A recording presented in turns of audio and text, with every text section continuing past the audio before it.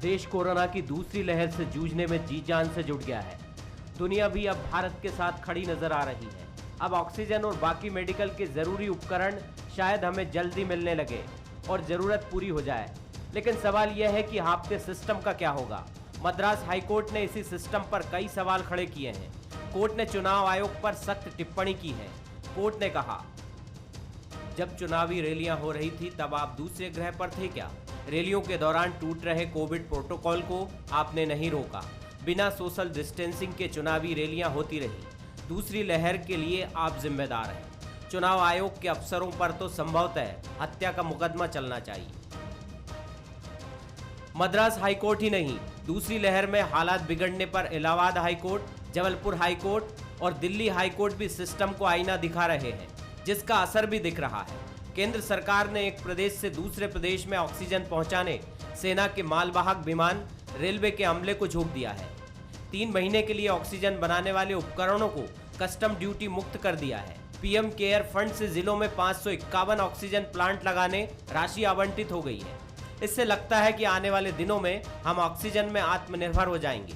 लेकिन सवाल वही है कि जब दुनिया के बाकी देश दूसरी और तीसरी लहर से जूझ रहे थे, तब हमारे सिस्टम ने ये क्यों मान लिया कि कोरोना खत्म हो गया है और व्यवस्थाओं का पैकअप कर दिया गया, और आवाम ने भी ये क्यों मान लिया कि कोरोना गया, क्योंकि जनता भी सिस्टम का ही हिस्सा है। क्या हमारा ये सिस्टम भी अब बीमार हो गया है? क्या ऐसे ही वेंटिलेटर की जरूरत नहीं है? Bureau report, Bansal news. नमस्कार, मैं हूं शरद द्विवेदी और हमारा आज का मुद्दा है वेंटिलेटर पर सिस्टम। हर चीज़ के लिए सिस्टम पर उंगली उठना लाजिमी है क्या? ये बड़ा सवाल है। जवाब हाँ में हो सकता है कि सिस्टम जिसका हिस्सा, सिस्टम एक बड़ा गहरा शब्द है, जिसका हिस्सा हम भी हैं, यानी आप और हम, आवाम, जनता, वो तमाम इंस्टीट्यूशंस जो एक बड़े सिस्टम को खड़ा करते हैं। लेकिन इस सिस्टम के नेतृत्वकर्ता जो होते हैं वो कुछ पिलर्स ही होते हैं। चाहे आप उसको पॉलिटी कह लीजिए, राजनीतिक व्यवस्था जो निर्वाचन की प्रणाली के ज़रिए देश का संचालन करती है। इसके साथ ही खड़े होती हैं वो संवैधानिक संस्थाएं जिसमें जुडिशरी शामिल है, जिसमें एग्जीक्यूटिव शामिल है, जिसमें विनम्रता से आप चौथे स्तंभ यानी हम लोगों को भी रख लीजिए। और ये तमाम वो लोग हैं, सिस्टम का वो अहम हिस्सा है जो सिस्टम में आई किसी भी बीमारी, खराबी, गड़बड़ी, करप्शन, चुनौती, इन सब को लेकर अपनी अपनी बात रखते हैं, अपनी बात उठाते हैं।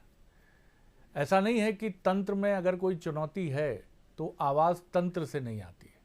कई बार हमने देखा है कि खुद तंत्र का नेतृत्वकर्ता जो होते हैं, यानी हमारे पॉलिटिकल सिस्टम के लोग जो निर्वाचित सरकारें कहलाते हैं, वो खुद अपनी गलती और अपनी त्रुटि को स्वीकार करते हैं कि हाँ, ये चूक हुई, ये गलती हुई।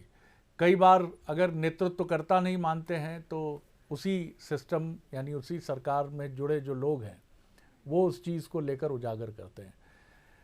ये सही बात है कि हम कोरोना से लड़ने में पूरी जान लगाकर पूरी तैयारी के साथ डटे हैं मोर्चे पर, और जीत भी हमारी होगी। यानी जीत हार से अगर हटा भी दें हम इस बात को, क्योंकि यही चीज़ कई बार हमको मदहोशी में भी डालती है, गाफिल भी करती है कि हम कोरोना को अब एक तरह से समाप्त कर चुके हैं। तो हम ये माने कि कोरोना तो चलेगा, जैसी रिपोर्ट्स हैं 2025 तक 4-5 लहरें कोरोना की आ सकती हैं, जो इंटरनेशनल रिपोर्ट्स कह रही है। लेकिन बड़ा सवाल ये भी है कि आखिर हमारी तैयारी उससे लड़ने की कैसी है। तैयारी अच्छी है, हम लड़ रहे हैं, चाहे केंद्र सरकार हो, चाहे मध्य प्रदेश सरकार हो, छत्तीसगढ़ सरकार हो, कोई कसर नहीं छोड़ी जा रही है। लोगों के हित चिंतन से जुड़ी सब चीज़ें की जा रही हैं। लेकिन इसी बीच हाईकोर्ट का चेन्नई से आया जो फैसला है हाईकोर्ट का, वो कई बड़े सवाल भी खड़े करता है।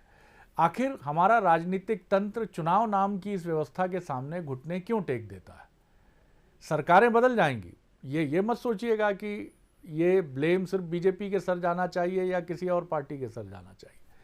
आज किसी भी दल की सरकार होती तो क्या कोई ऐसी सरकार है जो कहे नहीं, चुनाव की आवश्यकता इस समय नहीं है? बड़े सवाल हैं, आज हम बात करेंगे इसी पर। जो मेहमान हमारे साथ हैं उनसे मिल लीजिए। वरिष्ठ पत्रकार, राजनीतिक विश्लेषक दिनेश गुप्ता जी हमारे साथ हैं, स्वागत है उनका। हमारे साथ हैं राकेश चतुर्वेदी जी, सीनियर लीडर कांग्रेस के, पूर्व मंत्री, बहुत स्वागत है। हमारे साथ हैं बीजेपी के सीनियर लीडर और वरिष्ठ विधायक रहे शंकरलाल तिवारी जी, विंध्य की वाणी, बहुत स्वागत है उनका भी। एक टिप्पणी चौधरी साहब से आज शुरुआत करता हूं, और चौधरी साहब एक लीगल सेक्टर के भी बड़े नाम हैं, तो आज वो थोड़ी देर के लिए आग्रह रहेगा मेरा कि भूल जाएं कि उनकी संबद्धता, दलीय संबद्धता किस दल से है।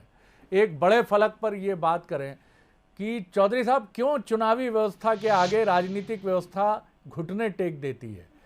चुनाव आयोग की जो टिप्पणी है वो ये बताती है, क्योंकि आप और हमने भी कोरोना काल में ही 28 सीटों के उपचुनाव को देखा है, और उस समय ना कांग्रेस के किसी नेता ने कहा कि चुनाव की बिल्कुल ज़रूरत नहीं है, न बीजेपी के किसी नेता ने कहा। आखिर चुनाव चुनाव चुनाव क्या, मैं नहीं कहता चुनाव जरूरी नहीं है, लेकिन सर इनके साथ किस तरह का ये क्यों? जी जी द्विवेदी जी, हमने टीएन सेशन का चुनाव आयोग देखा है और हमारी मानसिकता उसी चुनाव आयोग को देखने की रही है। हमने ये आइसक्रीम पार्लर जैसा चुनाव आयोग नहीं देखा। आज मद्रास हाईकोर्ट जो टिप्पणी कर रहा है चुनाव आयोग के ऊपर, वो बहुत ही चुनाव आयोग को शर्मसार करने वाली है। और आप देखिए कि 8 चरणों में पश्चिम बंगाल के चुनाव, मतलब 1.5-2 महीने तक वो पूरा सीजन चलता रहा है, और बीच में जब परिस्थिति खराब हुई तो उसको ब्रेक नहीं किया, एक दिन में करा देते 4 चरणों के चुनाव। दूसरी बात मैं अनुरोध करना चाहता हूँ, आपने बिल्कुल बात सही कही है, राजनीति से परे हट के बात करूं मैं। क्या जब दमोह का चुनाव हो रहा था और रैलियां हो रही थी, तो दमोह से मात्र 150 किलोमीटर दूर जबलपुर हाईकोर्ट, क्या उनकी क्या इसको दिखाई नहीं दे रहा था? वो परिस्थिति जो आज हाईकोर्ट मद्रास का कर रहा है टिप्पणी, वो हमारा हाईकोर्ट कब सोता रहा? क्या ये तल्ख टिप्पणी इस तरीके की कोई स्वमोटो जबलपुर हाईकोर्ट नहीं कर सकता था? मेरा कहने का तात्पर्य है कि ये व्यवस्थाएं हाथ से निकल चुकी हैं और हम दूरदृष्टि रखने वाले लोग नहीं है। ना हमारी दूरदृष्टि है, ना हमारी दूर व्यवस्था है, और मूल तंत्र है कुछ इसका न्याय व्यवस्था का, लेकिन न्याय व्यवस्था भी देर से जागी जी। इन पे पहले अंकुश लगना चाहिए था, मेरा ये मानना। तिवारी साहब, आपने सुनी राकेश जी की बात, उन्होंने अपनी बात पूरी कर ली है मुकम्मल तौर पर। आपकी टिप्पणी, फिर मैं दिनेश जी की तरफ चलूँ। जी, मैं सब मामले में भी कहना चाहता हूँ कि राकेश जी ने जो बातें अभी कही, निश्चित रूप से हाई कोर्ट के द्वारा जो कमेंट्स आई हैं वो सामयिक हैं और भविष्य में भी लोगों को सबक देने वाली है, क्योंकि हाई कोर्ट की कोई टिप्पणी रूलिंग भी बनती है।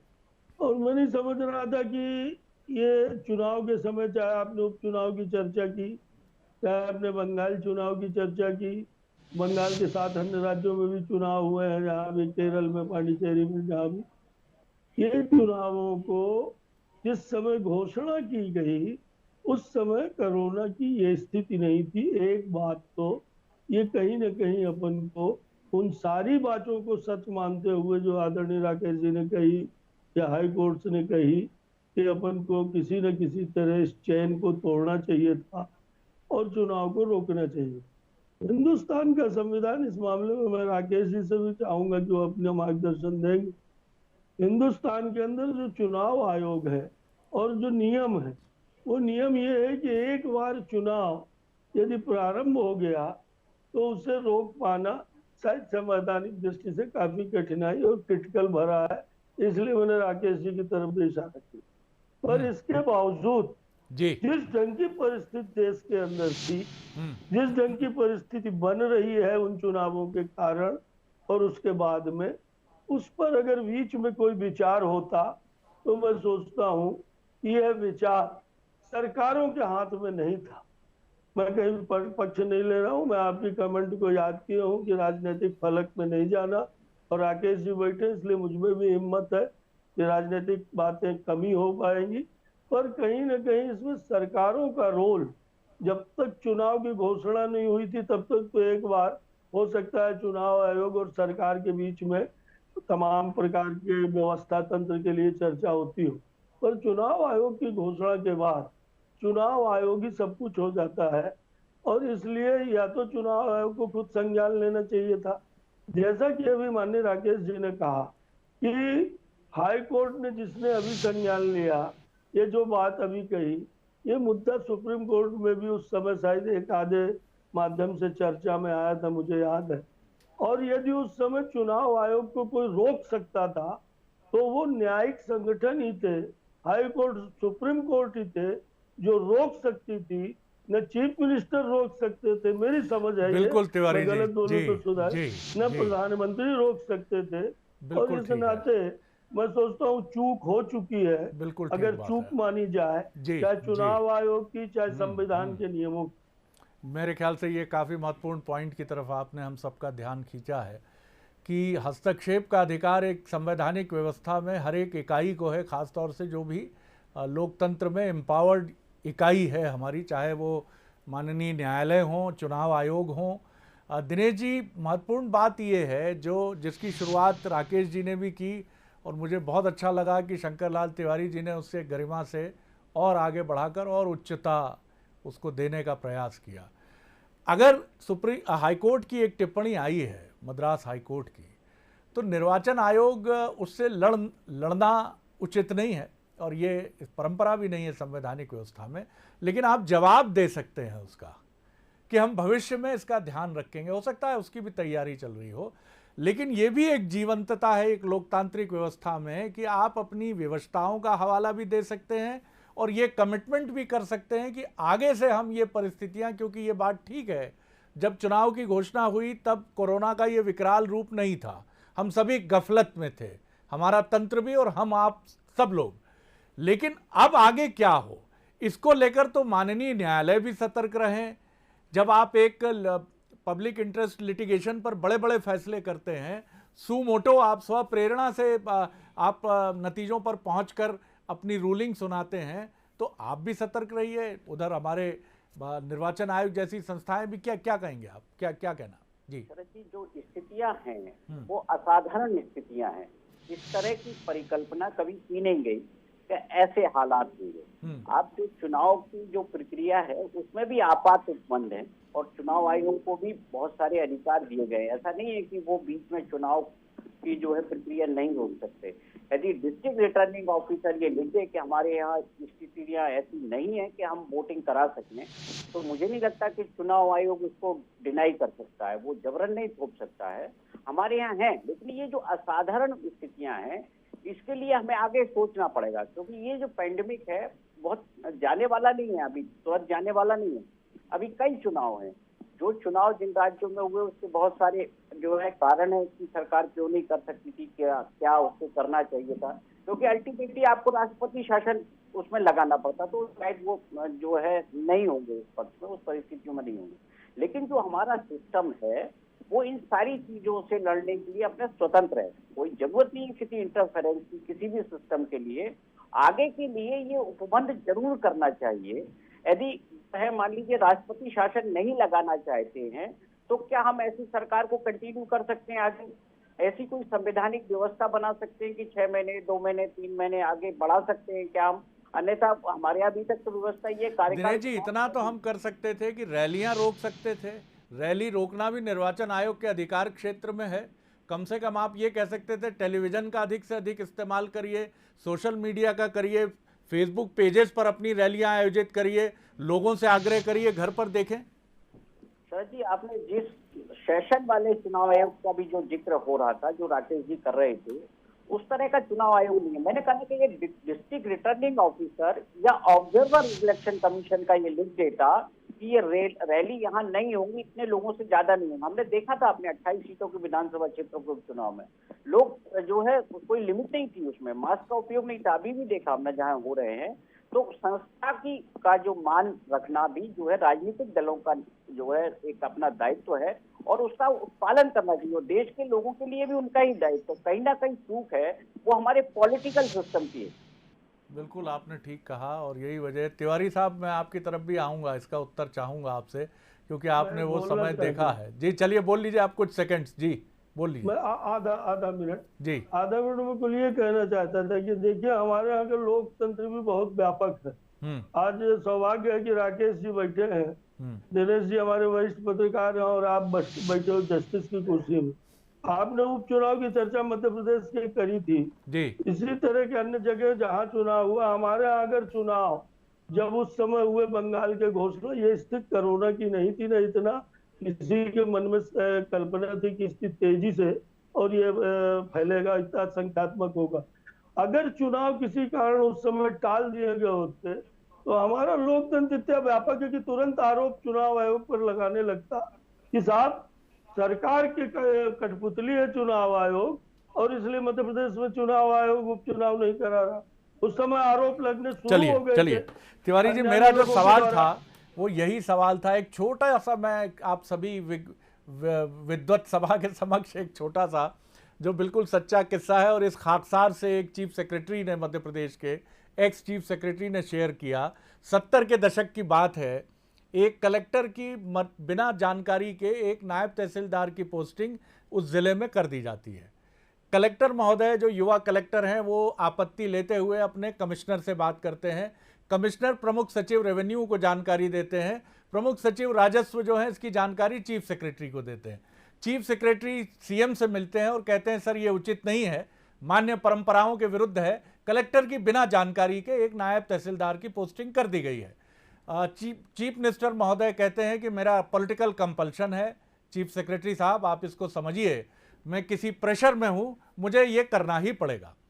ये मैसेज नीचे तक आता है, फिर सब चीफ सेक्रेटरी, प्रमुख सचिव राजस्व, कमिश्नर साहब और कलेक्टर साहब की बैठक होती है, और ऊपर से मैसेज चीफ सेक्रेटरी का नीचे कलेक्टर के पास ये आता है कि आप लिख कर दीजिए, जिसको हम इंडोर्स करके चीफ मिनिस्टर साहब को देंगे, कि चूंकि कलेक्टर की मान्य परंपराओं के विरुद्ध, कलेक्टर की मर्जी के विरुद्ध नायब तहसीलदार की नियुक्ति हुई है, इसलिए उनके किसी कृत्य के लिए कलेक्टर या कमिश्नर जवाबदेह नहीं होंगे। मुख्यमंत्री बहुत तिलमिलाए, लेकिन यह पत्र उनकी टेबल पर पहुंचा।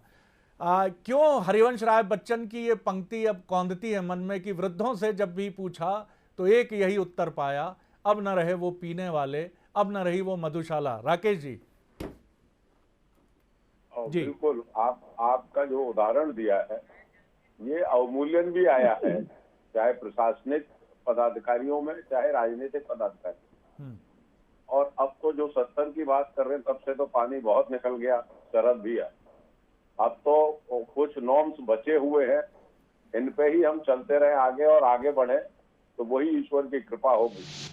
आज जो महामारी है जिसपे हम और आप सभी चिंतित हैं, मध्य प्रदेश का एक एक नागरिक चिंतित है, उस व्यवस्था में हम सबकी जिम्मेदारी है।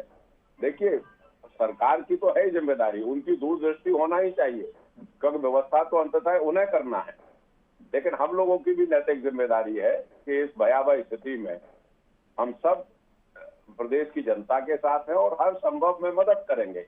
देखिए एक तरफ तो मुख्यमंत्री जी ये कह रहे हैं कि किसी को साथ में नहीं जाना चाहिए कोविड सेंटर में अंदर, और दूसरी तरफ माननीय मंत्री लोग पीपीई किट पहन के जा रहे हैं।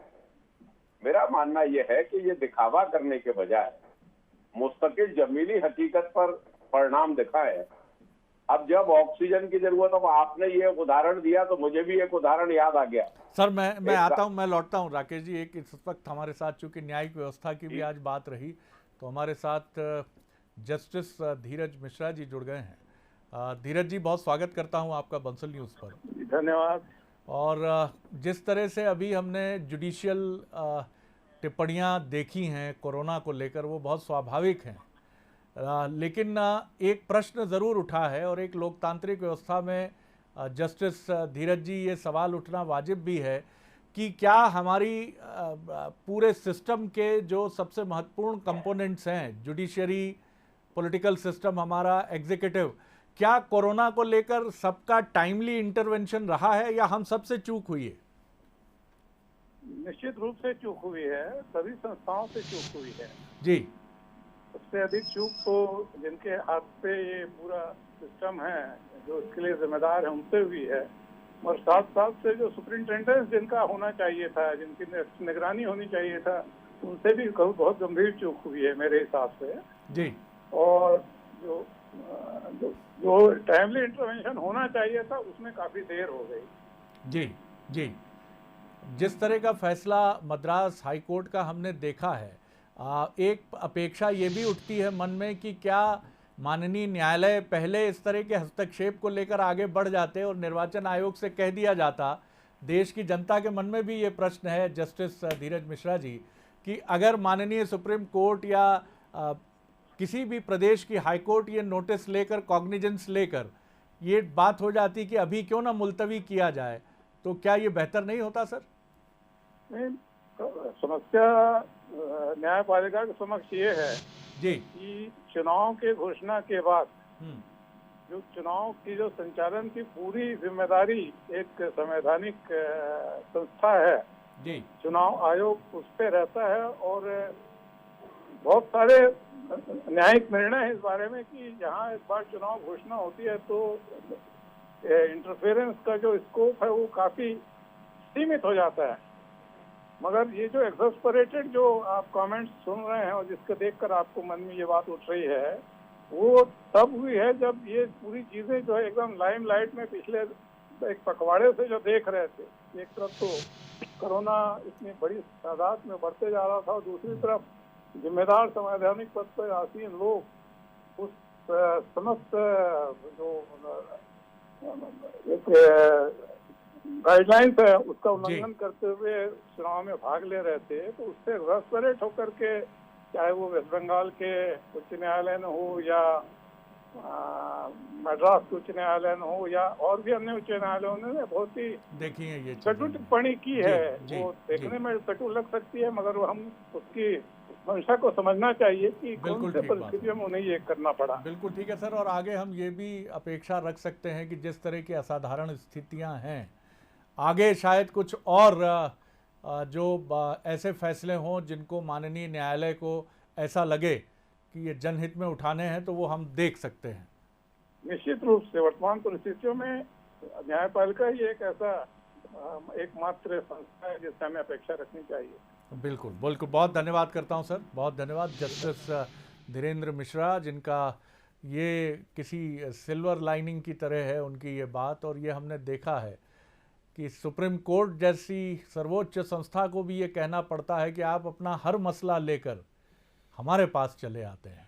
ये न्यायालय की कहीं ना कहीं, मैं बेबसी तो नहीं कहूँगा, लेकिन उसकी पीड़ा ज़रूर है कि ना आप हमें जज देते हैं समुचित संख्या में, ना हमें स्ट्रेंथन करने के लिए कोई व्यवस्था करते हैं। लेकिन मसला कोई भी हो, चाहे वो पानी का हो, चाहे चुनाव का हो, चाहे वो कोई और बड़ा मसला हो, आप लेकर हमारे पास चले आते। राकेश जी, संक्षेप में आप अपनी बात कह लें। जी नहीं, मैं मिश्रा जी की बात से पूर्णतः सहमत हूँ कि न्यायपालिका से कहीं ना कहीं समय की चूक हुई। समय पर न्यायपालिका अगर चाहती तो इसको रोक सकती थी, इस व्यवस्था को। और चुनाव आयोग में भी, चुनाव आयोग ने जो नॉर्म्स बनाए थे उनका जो उल्लंघन हुआ था उस पर माननीय हाई कोर्ट या सुप्रीम कोर्ट डायरेक्शन दे सकते। मैं अपनी एक बात कह के आपसे समाप्त करूंगा। एक कहानी बचपन में पढ़ते थे कि रात को जानवर थे, वर्षा हो रही थी, तो वो चर्चा रोज करते थे कि भोर होगा वैसे ही घर बनाएंगे। तो मध्य प्रदेश की हालत, देश की हालत भी ऐसी हो गई है कि रात को प्रशासनिक और सारे राजनीतिक लोग कहते हैं कि भोर होगा तो घर बनाएंगे, और घर सुबह धूप निकल आती है तो भूल जाते हैं कि रात को बारिश हुई थी। मध्य प्रदेश उसी दौर से गुजरा। तिवारी जी, मेरा इसमें कहना यह है कि मध्य प्रदेश हो चाहे सारा देश हो, इस समय बड़ी भयावह स्थिति से गुजर रहा है। और इसमें एक ही उपाय है कि जहां भी कमियां हैं, जहां भी खामियां हैं, अब जो हो गया है उसे लौटाया नहीं जा सकता। जो परिस्थितियां बन चुकी हैं उनको फेस करने के अलावा और उनका निदान ढूंढने के अलावा कुछ संभव नहीं है। और उनका निदान है सोशल डिस्टेंसिंग, उनका निदान है मास्क, और उनका निदान है सिस्टम के माध्यम से जो आवश्यक दवाइयां हैं और आवश्यक उपकरण हैं उनकी पूर्ति। और मुझे उम्मीद है कि जिस ढंग से सरकारें, चाहे वो जिस राज्य की सरकार हो, चाहे केंद्र की सरकार हो, चाहे जो अधिकारी हो, अब जो भयावह माहौल बना है उसमें सब के सब लग गए हैं। और जनता ने भी अब जा करके उसके अंदर सीरियसनेस भी आई है। और अगर हम सब मिल करके आप सबके प्रयास होंगे। बिल्कुल। इन संस्थाओं की आप बात कर रहे हैं, तो हम इस चूकी हुई परिस्थिति या रीति हुई परिस्थिति या हाहाकार की परिस्थिति से भी, हिंदुस्तान की माटी है, हिंदुस्तान का मन है। दिनेश जी, बहुत कम वक्त है मेरे पास, कंक्लूडिंग रिमार्क सर आप। लेकिन शरद जी, अब सरकार की जो भी कमियां थी, सारी चीजें उसके सामने हैं, जनता की अपेक्षाएं सामने हैं, जनता की क्या आवश्यकता है। अब केवल इसको मैनेज करने की समस्या है। इसको यदि प्रॉपर मैनेज कर लें तो आज भी हम उस स्थिति में नहीं पहुंचे कि और खराब हो जाए स्थितियां। तो सरकार को जो है उनका जो मैनेजमेंट का सिस्टम है, मुझे लगता है उसको बहुत ज्यादा जो है सुधारने की आवश्यकता है। तो बहुत सारी परिस्थितियां हमारे नियंत्रण में हो सकती हैं। बिल्कुल ठीक कहा आपने। और सबसे महत्वपूर्ण बात है, बात सुनने में कड़वी लगे लेकिन सारे राजनीतिक दलों का सच ये है कि हम क्या चुनावी व्यवस्था को आईपीएल की तरह बना दिया है हमने? क्या हमने इसको एक ऐसी कमर्शियल यूनिट में बदल दिया है कि चुनाव हर स्थिति में होना ही चाहिए, जैसे देश में इस समय आईपीएल हो रहा है और खिलाड़ी वापस जा रहे हैं चिंता कर करके कि नहीं हमारा परिवार बुला रहा है हमें वापस? क्या चुनाव जीतना ही राजनेताओं के भविष्य का फैसला करेगा? ये बड़े सवाल हैं। आपका मुस्तकबिल क्या इससे तय होगा कि अगर ये चुनाव आपने जीत लिया, जैसा एक बार प्रधानमंत्री नरेंद्र मोदी जी ने कहा था कि मीडिया हर चुनाव को, हर राज्य के चुनाव को ऐसे प्रस्तुत करता है कि ये बीजेपी के लिए सत्ता का सेमीफाइनल है। आज अगर कांग्रेस की यूपीए की सरकार होती तो उसके लिए भी यही कहा जाता कि ये सत्ता का सेमीफाइनल है। आखिर ये दबाव अगर मीडिया की तरफ से है तो राजनीतिक दल अपने ऊपर क्यों ले रहे हैं ये दबाव? क्यों प्रधानमंत्री और राहुल गांधी और तमाम बड़े राजनीतिक दल बैठकर ये तय नहीं कर लेते कि हम चलाते हैं व्यवस्था को, देखते हैं कुछ संवैधानिक प्रोविजन करते हैं, पश्चिम बंगाल के चुनाव को आगे बढ़ाते हैं, 5 राज्यों के चुनाव को आगे बढ़ाते हैं। हर चुनाव को कराना और उसे जीतना, ये दुविधा है। देखिए, ये बहुत बड़ी दुविधा है। ये दुविधा शायद 70 के दशक में नहीं थी, लेकिन 80 का दशक और 90 का वो भयानक दशक जब सरकारें गिरती थीं और हमने 5 साल में 3 लोकसभा के चुनाव देखे, उससे भी निकले हम। शायद हम एक और ऐसे चक्र में फंस गए हैं जहां चुनाव जीतना ही लोकतंत्र की शक्ति माना जाने लगा। निकलना होगा सर, इससे निकलना होगा, नहीं तो हर स्थिति में राजनीतिक दलों की दुविधा यही रहेगी कि एक तरफ वो प्रधानमंत्री की स्टेट्समैनशिप को लेकर आगे बढ़े और दूसरी तरफ वो एक कैंपेनर की उन तमाम चीज़ों को लेकर आगे बढ़े जिस पर कई बार प्रश्न उठते हैं। ये सवाल उतना ही बड़ा प्रधानमंत्री के सामने है जितना बड़ा राहुल गांधी के सामने है। बहुत धन्यवाद आप तीनों का। नमस्कार।